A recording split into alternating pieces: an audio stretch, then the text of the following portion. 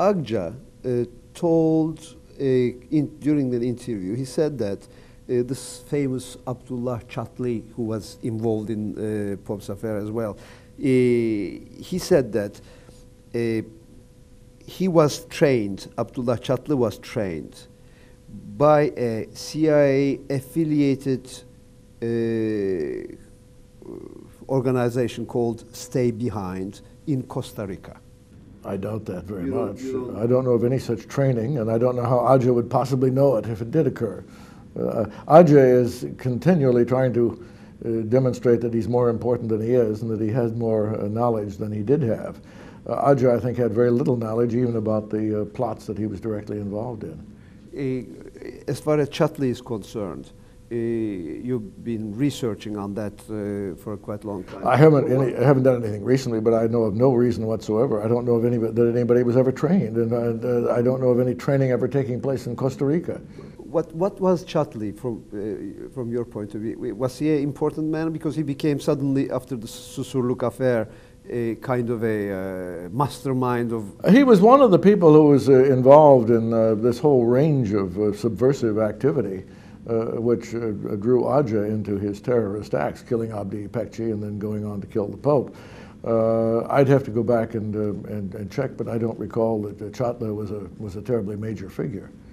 But Çatlı looks to me like the kind of person that is always active around the fringes of legality, doing dirty jobs for anybody that needs a dirty job done. And I suspect that's what he was doing when he got involved in the Susurluk situation. So he was not an important figure? I doubt it, but I don't have any specific information at all. And I can't imagine how Ağca could have any specific information, because what we know of the information Ağca had is that he only had a very flimsy understanding of what he himself was involved in. Do you believe that the Turkish state used Çatlı in dark operations? I can't see any reason why, but Çatlı, if Çatlı had connections with Turkish security people, they were probably at his initiative rather than the other way around. It's often the case, we know from scandals in this country, that people that are engaged in nefarious activities often try to have connections with respectable government people. And that may well have been the case in the instance of Çatlı, but I have no way of knowing. I haven't studied this affair or looked into it. My impression is that it's a very confused business. There is a discussion in Turkey about whether the government or the security forces, whether they should employ that kind of mafia-type people, even to kill or kidnap or all dirty jobs. Is it a practice in Europe or in United States where the CIA or other groups are really doing that kind of practice? Is it a practice in... It's certainly not a very common practice. One of the problems, though, if you want to find out about drug smuggling or if you want to find out about terrorists, is that you can't find out about them by sending a priest or a mullah to inquire. You've got to deal with some fairly dirty people in order to find out what's going on. At least you have to approach them through those channels. If you're dealing with criminals, you've got to have some understanding of how criminals work. And you've got to have people who have some understanding of how criminals work. But you are talking about gathering information. Not only gathering information, but frustrating them. How do you find out what they're doing? We are going through a process like that in the States now with Timothy McVeigh and his associates who blew up the federal building in Oklahoma City. You can only find out about these things by getting some contact with people that are in touch with them. Once you begin uncovering it, you find that this leads into all sorts of dirty corners and rotten connections with rotten people. Now, but employing them is something different. Employing them is something different, yes. That's what I'm asking. I mean, did CIA or other organizations in Europe employed third persons, has nothing to do with the government, to get to kill. Well, employment is the concept of employment is used very loosely.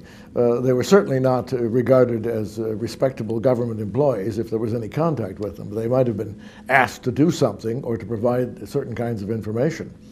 That I think would be anyone would understand. Anyone who follows how police work know that police have to have contacts with people that have contacts with criminals. But they don't send them to kill. Well, killing is usually beside the point. You don't want to kill until the person has committed a serious crime or is on the verge of doing so. So from this point of view, the whole Ağca story is a good example. Ağca was involved with all sorts of shady people, smugglers, criminals of various kinds. Ağca himself didn't know exactly what was going on, obviously. Some of these people were Bulgarian agents. Some of these people were working for others. Some of them may well have been Soviet agents.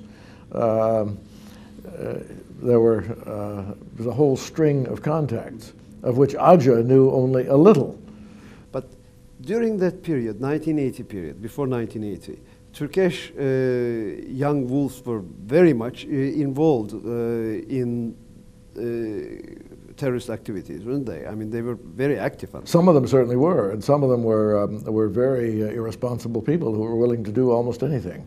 And when the situation in Turkey reached the point where rightists and leftists, or whatever they regarded themselves as being, were killing each other, the desire for revenge was so strong that no one paid much attention to whether somebody really deserved to be killed or not.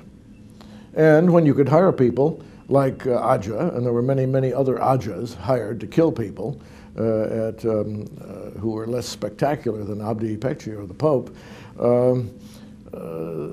these people didn't ask questions. They got money, they got privileges. Some of them felt terribly important. It seems to me the most important thing with Ağca was that it catered to his sense of being an important person. He came from a very low level of society.